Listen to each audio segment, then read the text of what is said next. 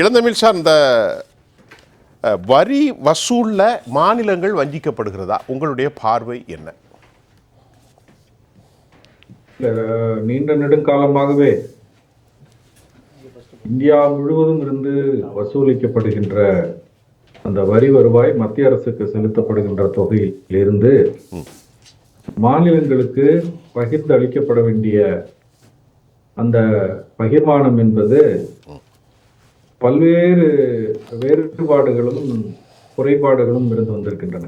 சரி, இப்போ தமிழ்நாடு பொறுத்தளவுக்கு இந்தியாவில் 2வது அல்லது 3வது அதிக அளவு வரி செலுத்தக்கூடிய ஒரு மாநிலமாக இருக்கிறது. மராட்டியம் ஒன்றாகவும் அடுத்தபடியாக தமிழகம் என்று பார்த்தால், சரி, எந்த விதமான தொழில் முன்னேற்றம் அல்லது வேளாண் வருமானம் அதிகமாக இருக்கக்கூடிய வகையிலோ அல்லது வேறு ஏதாவது வகையிலேயோ அதிகமாக ஒரு வருவாயை உருவாக்கி அதன் மூலமாக மத்திய அரசாங்கத்துக்கு செலுத்துகின்ற அந்த வரி என்பது பீகார் போன்ற இன்னும் பல வட மாநிலங்கள்ல மிக குறைவாக இருக்கிறது. இப்ப தமிழ்நாடு பல்வேறு தளங்களில் நல்ல முன்னேற்றத்தை அடைந்து வட மாநிலத்திலேருந்து வரக்கூடியவர்களுக்கு கூட இங்கே நம்ம தொழில் வாய்ப்புகளை, வேலை வாய்ப்புகளை உருவாக்கி கொடுக்கின்ற அளவுக்கு இங்கே பொருளாதாரம் மேம்பட்டிருக்கிறது. பல்வேறு துறைகளில் தமிழ்நாடு வளர்ச்சி பெற்றிருக்கிறது. அப்ப இந்த மாதிரி வளர்ச்சி பெற்ற மாநிலம், இன்னும் சொல்ல போனால் குடும்ப கட்டுப்பாடு திட்டத்தின் கீழ் மிகச் சரியாக அதை செயல்படுத்தி மக்கள் தொகை பெருக்கத்தை கட்டுக்குள் வைத்திருக்கக்கூடிய ஒரு மாநிலமாக தமிழ்நாடு இருந்து வருகிறது.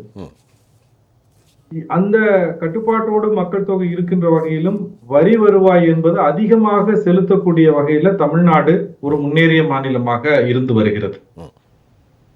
இப்ப நாம் செலுத்தக்கூடிய ஒரு 100 ரூபாய் என்று வைத்துக் கொண்டால் அதிலிருந்து நமக்கு திரும்ப பெறக்கூடிய தொகை என்பது 29 ரூபாய் அல்லது அதுக்கு கொஞ்சம் 29.7 என்ற அளவுல இருக்குது. அதே இது இப்போ வடக்க இருக்கக்கூடிய பீகார் மாநிலத்திற்கு 100 ரூபாய் செலுத்துகின்ற இடத்துல அவங்களுக்கு 999 ரூபாய் மத்திய அரசாங்கம் அந்த வரி பகிர்மானத்திலிருந்து கொடுக்கிறது. ஏன் என்று கேட்டால், அங்க வளர்ச்சி குறைவாக இருக்கிறது.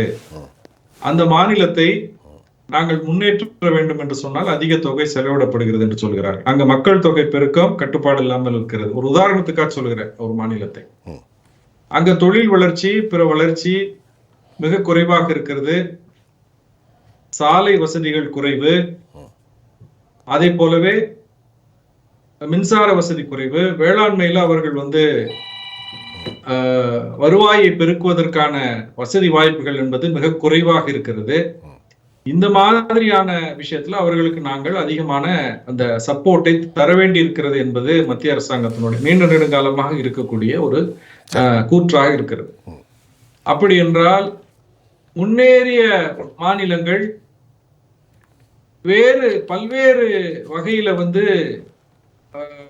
ஒரு இடர்பாட்டுக்குள்ள போகிற பொழுது அல்லது நிதி நெருக்கடிக்குள் போகின்ற பொழுது அதை ஈடுகட்டுவதற்கு மத்திய அரசாங்கம் உரிய தொகை தருகிறதா என்ற கேள்வி எழுகிறது. இதுல சில சங்கடங்கள் இருக்கு. ஆனால் புரட்சி தலைவி அம்மா அவர்கள் முதலமைச்சராக இருந்த போது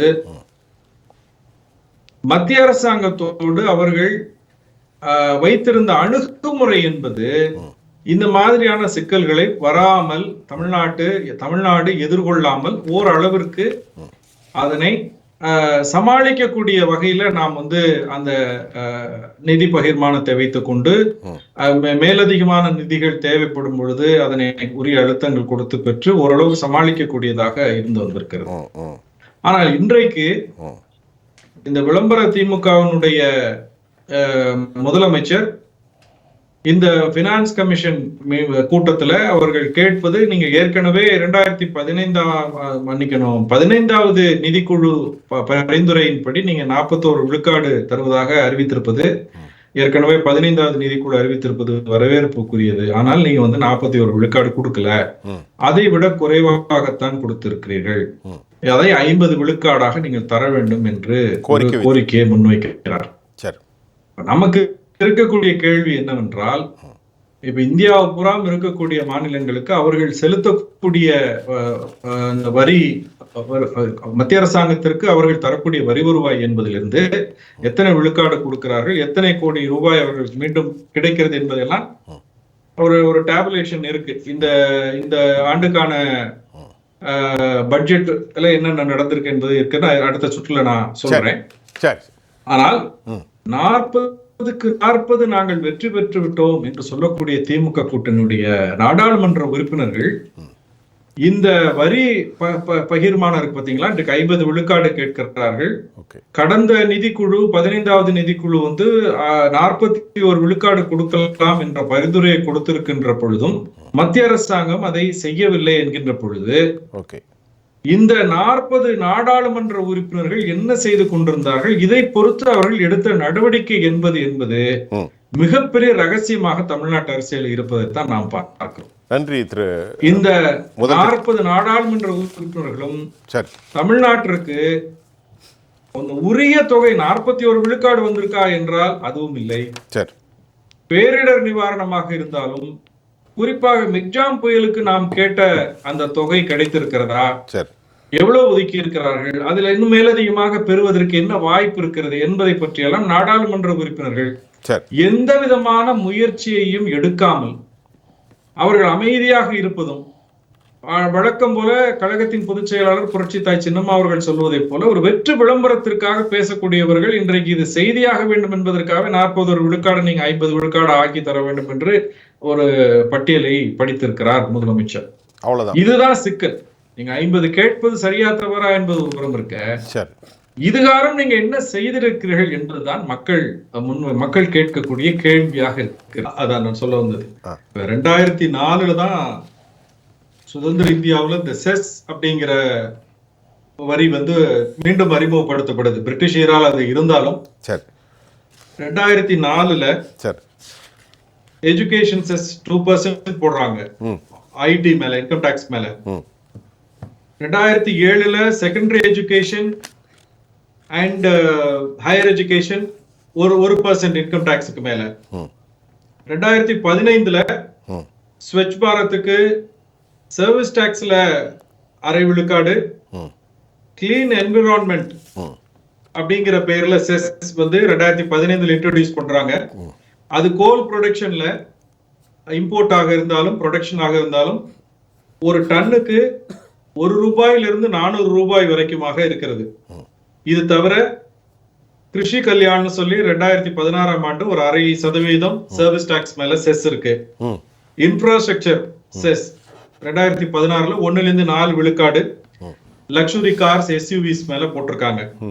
agri infrastructure development cess 2021 petrol diesel, ஏற்கனவே நம்முடைய விருந்தினர்கள் குறிப்பிட்டாங்க, தமிழ்நாட்டுல அதாவது ஸ்டேட்டுக்கு இருக்கக்கூடிய அந்த வேல்யூ ஆடட் டாக்ஸ் கீழே இருக்கக்கூடிய அந்த வரி வசூல் செய்யக்கூடிய வகைகளிலும் இவங்க செஸ் போட்டு ஒரு 1.4 விழுக்காடு வரைக்கும் ஒரு 2-3 விதமான செஸ் ரேட்ஸ் இருக்கு. 1.4 இந்த நான் சொன்ன இந்த 5-6 வகை செஸ்ல கிட்டத்தட்ட 9.4 விழுக்காடு செஸ் தொகை நமக்கு சொல்லக்கூடிய இந்த பட்ஜெட்ல வரக்கூடிய பணம் ஸ்டேட் வைஸ் டிஸ்பர்ஸ்மெண்ட் இருக்கு இல்லையா, சென்ட்ரல் கவர்மெண்ட் எடுக்கக்கூடிய நெட் ப்ரோசீட்ஸ்ல இதுல வரவே வராது. 10 விழுக்காடு. இந்த ஒவ்வொரு செஸ்ஸுக்கும் சர்சார்ஜ் இருக்கு, 2 முதல் 10 விழுக்காடு சர்சார்ஜ் இருக்கு. இதுவும் நமக்கு கணக்கு தெரிவதில்லை. அப்ப இந்த அடிப்படையில பாத்தீங்கன்னா 12,47,211 கோடி ரூபாய் 2024-25க்கான இந்த பட்ஜெட் இந்த இயருக்கான 100% டிஸ்பர்ஸ்மெண்ட் ஆல் இந்தியால எல்லா ஸ்டேட்டுக்கும் கொடுக்கறாங்க.